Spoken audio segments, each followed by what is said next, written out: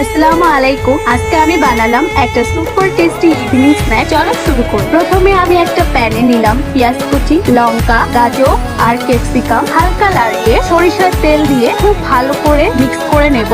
আর স্মেলটা খুব সুন্দর বেরোচ্ছিল। তারপরে দিয়ে দিব চপড আলু। হালকা একটু নাড়িয়ে অ্যাড করব লবণ আর একটু হলুদ গুঁড়ো। ভালো করে নাড়াচাড়া করে ঢাকনা চাপা দেব 5 মিনিটের জন্য। 5 মিনিট পর ঢাকনা তুলে অ্যাড করব 2টা ডিম।